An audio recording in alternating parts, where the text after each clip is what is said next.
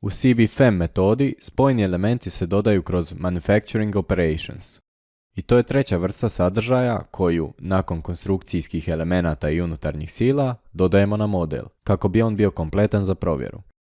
Unutar manufacturing operacija imamo vike, varove, čelne ploče, podložne ploče s betonskim blokom, sidra, kutnike, ukrućenja, rebra, otvore i odreze. Pa idemo izmodelirati ovaj jednostavni priključak grede na stup. Prvi korak će nam biti odrezivanje vrha stupa po nagibu grede, za što ćemo koristiti kat. U postavkama desno imamo parametre odabrane operacije, koje je jako jednostavno i intuitivno pratiti. Na primjer, za operaciju kat prvo odabirem koji element želim zarezati. U ovom slučaju to je stup, a zatim čime ga želim zarezati. To je prečka. Ovisno o tome kakav spoj želimo, odabiremo vrstu zareza i lokaciju. Da li da on bude ortogonalan ili u nagibu grede, te sa kojim razmakom od iste. Time smo sredili stup. Greda će biti zarezana u sklopu dodavanja čelne ploče, pa ju idemo dodati. Alternativa odabiru posljednje ikonice na alatnoj traci je desni klik na Operations, New, pa prema sličici lako pronalazimo željeni alat. Nakon čega se odabrana operacija aplicira na čvor. Ovisno o tome koliko se elemenata ondje susreće, ploča se možda neće smjestiti na željeni element, pa interveniramo u postavkama.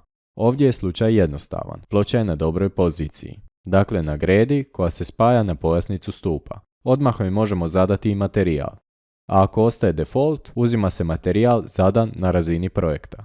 Slijedi debljina. Vrsta spajanja na pojasnicu stupa. Te na posljedku dimenzije ploče. Dimenzije se mogu zadati s obzirom na profil grede, simetrično ili asimetrično, ili predgotovljenim kružnim ili pravokutnim oblikom.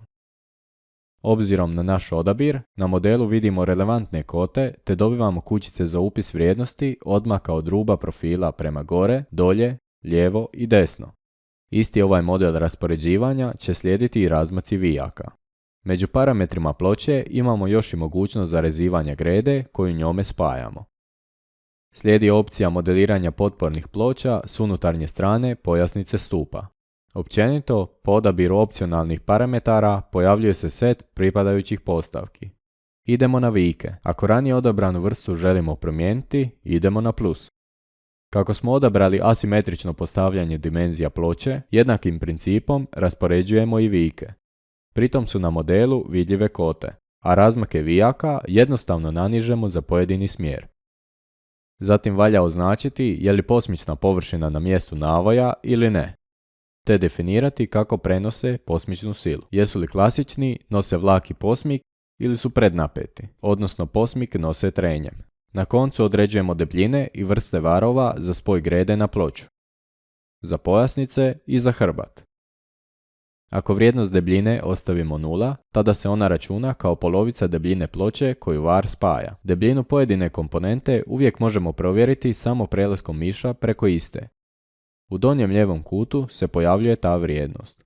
Na kraju ćemo dodati ukrućenja na stupu, i to preko naredbe Stiffener. Pločice smještamo na M2, ali u odnosu na M1.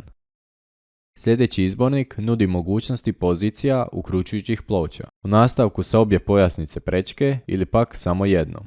Slijede materijal i debljina ploča.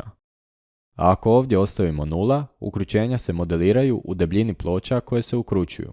U ovom slučaju pojasnice stupa. Evo nam još jednog izbornika pozicija. Ovaj put u odnosu na hrbat. Sljedećih par redova odnosi se na odmake i nagibe ukruta, moguće ponavljanje istih te zareze na kutevima. Na kraju postavljamo vrstu i debljinu vara za sam spoj ploča. Ovim smo završili modeliranje priključka, barem za sad.